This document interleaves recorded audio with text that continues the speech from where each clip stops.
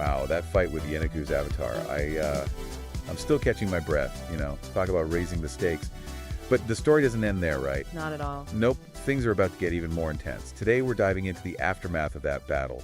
It's a world reeling in loss, facing even darker threats. It's fascinating how the source material goes from this huge battle to the Heights Tavern. It feels almost claustrophobic. It's just a small group of survivors in a town that's practically gone. Yeah. It's described as the last refuge, this little beacon of hope in all the devastation. We see familiar faces, too. Right. Toblin the bartender, Sister Gareli, Great Stonefoot, even Felgar Ironhammer shows up. Oh yeah, Felgar. Looking pretty rough after that whole goblin ordeal. It's really interesting, this mix of relief and tension, right? Totally. On one hand, they're together, they survived, they're sharing this heavy experience. Right. But there's this underlying feeling that things are far from over. And we can't forget about Poppy, still dealing with teenage drama even in the apocalypse.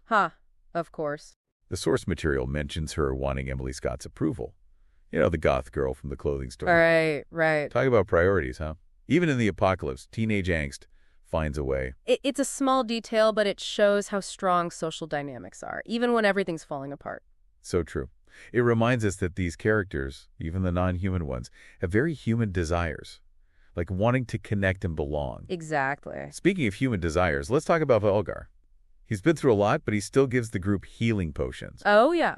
It's a small thing, but it says a lot about him. More than just a small thing, I'd say. It's like a symbol of hope.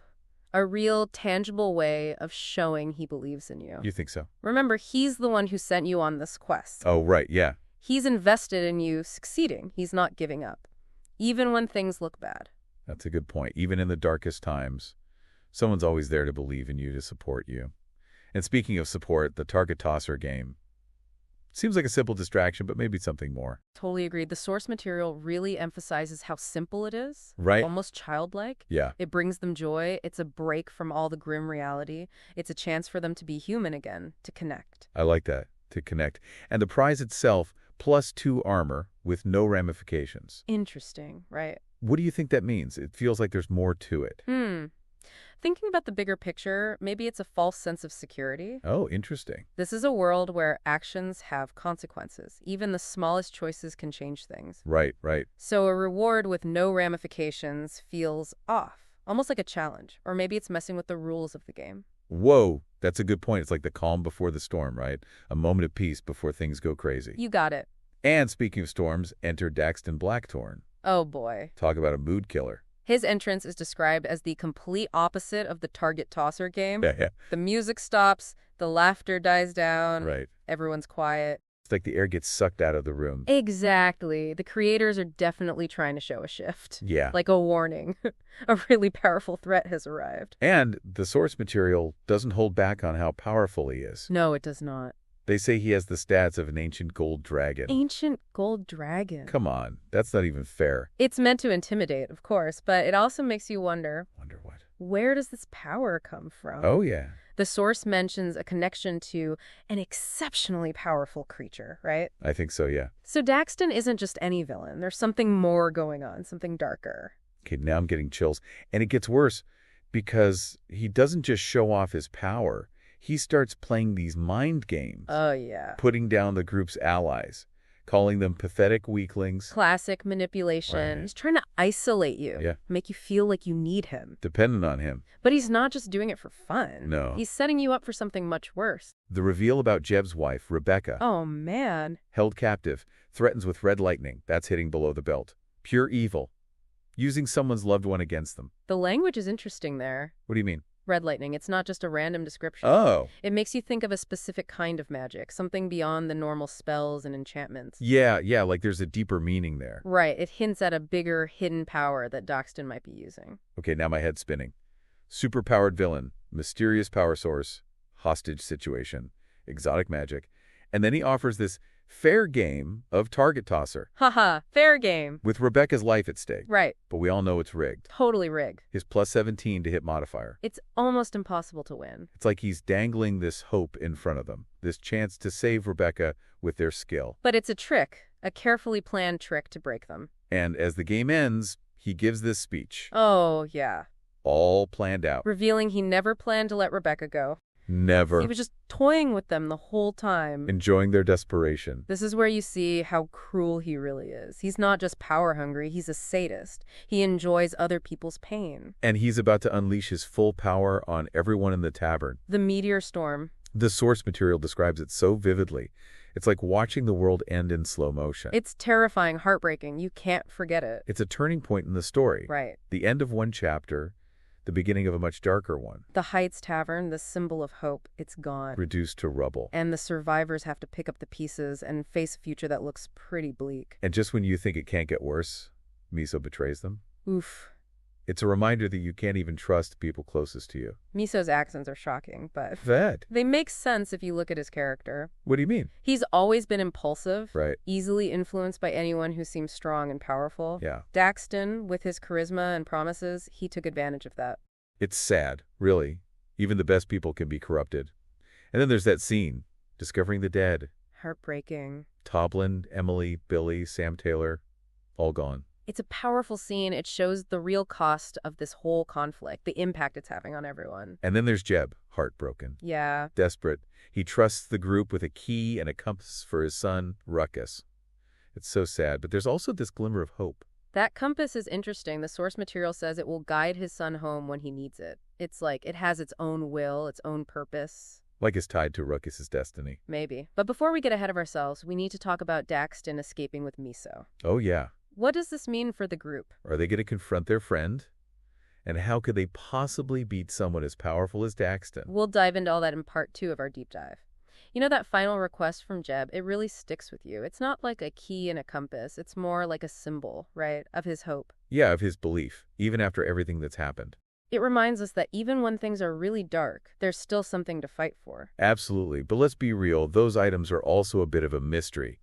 What's that key going to unlock? Where will that compass lead Ruckus? That compass is especially interesting. Yeah. It's not just a regular compass. It's described as having a will of its own. Whoa, really? The source material says it will guide his son home when he needs it. Hmm. Like it has this deeper connection to Ruckus. Oh, wow. Almost like it's tied to his destiny. Possibly. But let's not get too ahead of ourselves. Yeah. We need to talk about Miso. He's gone to the dark side. Yeah. Seduced by Daxton's promises. It's a classic betrayal, but it still hurts. It does. What's interesting is how it's both surprising and not surprising at the same time. Right. Miso was always that lovable, kind of goofy companion. Yeah. But if you look back, the source material shows how easily he's swayed. Anyone who seems strong and powerful, he's drawn to them. He's always been a follower, wants to be accepted, to belong. Exactly. And Daxton, with his charisma and power, he knew exactly how to use that. It's a tragic example of how anyone could be manipulated. It really is.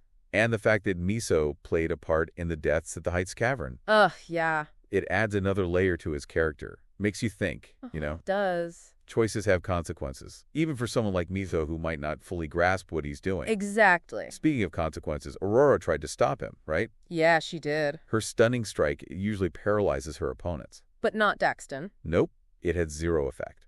Shows the huge power difference between them. The challenge they're facing is massive. Like trying to stop a train with your bare hands. But Aurora, she's tough, Oh, yeah. resourceful, loyal. She's not giving up. I bet she'll play a big role in the final showdown. I think so, too. She's the strategist, the one who thinks ahead. And now it's personal. Oh yeah, Daxton hurt her. She won't forget that. Definitely not. I wouldn't want to be Daxton when she catches up with him. But let's switch gears for a sec. Okay. The CIA. What's their deal? They're the puppet masters here. Experimenting with these otherworldly creatures. We still don't know their motives. It's like a whole other layer of this story. Right, it goes beyond good versus evil. It makes you think there's a bigger conspiracy at play. Like peeling back layers of an onion. Every answer leads to more questions. Makes you wonder, is Daxton just a pawn? It's definitely possible. Remember, the source material says Daxton gets power from this exceptionally powerful creature. Yeah. It sounds like some kind of agreement. Maybe even parasitic, like they both benefit. Could be. So it's not just about beating Daxton, it's about finding the source of his power. Understanding the real threat. And figuring out how to fight someone who can literally rain down meteors. It's daunting, no doubt, but they've beaten impossible odds before. True. Remember Yenehu's avatar? Oh yeah. They worked together, used their strengths as a team. You're right, it's not just about brute force, it's about strategy, finding Daxton's weaknesses. And using any advantage they can get. Yeah, I guess we tend to forget that. Don't underestimate the power of their connections either. Their bond. The source material highlights that a lot. how those relationships made them into the heroes they are. You're right, their bond will be tested in this final fight. It will be, but I think it might also be their greatest weapon. Oh, that's a good point. Speaking of weapons, remember how Daxton needed to recharge after that meteor storm? Yes. Like he has a limited power supply? That's a crucial detail. Right. It means he's not invincible, he has limits. So there's hope. There is, but they need to be smart, choose their battles carefully. Okay, now I'm feeling a bit better about their chances. But let's not get too confident. Agreed. There's still so much we don't know. What happens with Miso? Will they fight him? Or is there a chance he can come back? And what about Rebecca? Can they save her from Daxton? The source material keeps us guessing, but it does hint that the key Jeb gave them might be important. The key could be literal, like to unlock her prison. Or it could be something more symbolic, representing the love between them. Whoa. That's deep. I like it when a simple object has a deeper meaning. Yeah, it's like a little reward for paying attention. And that's what makes this whole deep dive so interesting, right? Totally. We're not just talking about the plot, we're going deeper. Exploring the themes, the mysteries. And finding these universal truths about what it means to be human. Friendship, power, the struggle between good and evil. These themes are timeless. They speak to everyone. They do. And as we head into part 3 of our deep dive, we'll explore all of that. The final confrontation at the bluff. We'll analyze the clues, the characters, the possible outcomes. All right, everyone, take a deep breath. We're heading into the final chapter now. The confrontation at the bluff, the tension is unreal. It's like you can practically feel it in the air. It is intense, isn't it? We've got Miso gone rogue, Daxton pulling all the strings, the CIA lurking in the shadows, and you caught right in the middle of it all. What really stands out in this last chapter is the feeling that this was always going to happen. Yeah. All the choices, the losses, the betrayals, it's all been leading to this moment. Like destinies colliding, a battle of wills that will decide the fate of Phandalin, maybe even more than that. The stakes are incredibly high, and let's be real, things aren't looking good for our heroes. Right. But we've learned something from this deep dive, haven't we? Yeah, we have. These heroes, they shouldn't be underestimated. Absolutely not. They've proven that over and over again. They've faced down monsters, outsmarted enemies, they've gotten out of situations that seemed impossible. And they've done it all with skill, strategy, and a whole lot of determination. Not to mention the strength they get from each other. Their bond. These deep connections, these shared experiences, it's all part of what makes them heroes. And those bonds, they're going to be tested like never before in this final showdown. They will be. This story, it's not just about epic battles and magic, though. It's about the human element. The relationships that hold us together. Exactly. The choices we make when everything's on the line. So what about Miso? The source material hints at a confrontation, a chance to maybe reason with him. Appeal to the friend he used to be. But is that even possible? Can someone who's done such terrible things really be redeemed? That's the core question, isn't it? Is there a point of no return? Can you ever truly come back after crossing that line? It's a tough one, and I honestly don't know the answer. But you have to make a choice. Fight your former friend. Or risk everything to try and save him. Either way, there will be consequences. If you fight Miso, you lose a part of yourself, the memory of that friendship. Right, but if you try to save him, you could be putting yourself and others in danger. It's a lose-lose situation. It is. And then there's the big one, Daxton Blackthorn. How do you even begin to fight someone who can summon meteor storms? That's where those little details from before become so important. Like what? Daxton needs to recharge after those big attacks. Right. He has limits, weaknesses you can use against him. It's not about brute force. It's about being smart. Timing, strategy, using his own arrogance against him. Don't forget about that exceptionally powerful creature he's connected to. The source of his power. If you can cut that connection, disrupt the flow, you might be able to even the odds. It's risky, but it could be the only way. And then there's Rebecca. Can you save her from Daxton before it's too late? The source material doesn't give us easy answers. No, it doesn't. But it does hint that the key Jeb gave you might play a role. That key could be the actual key to her prison. Yeah. A physical cell or a magical one. But maybe it's something more symbolic. Oh, interesting. Like a representation of their love. I like that. A simple object with a deeper meaning. And that's what's so great about these deep dives, isn't it? Yeah. We're not just summarizing the plot, we're going deeper. Exploring the themes. Unraveling the mysteries hidden within the story. And we're finding those universal truths about what it means to be human. Friendship, the desire for power, the battle between good and evil.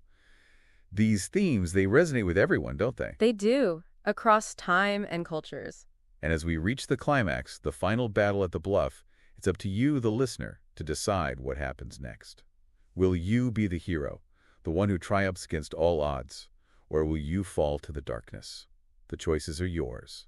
and the consequences, they'll be felt far and wide. The fate of Phandalin, countless lives, maybe even reality itself, it's in your hands now. Choose wisely. The adventure awaits. Well, that's it for this deep dive. Thanks for joining us, and we'll see you next time.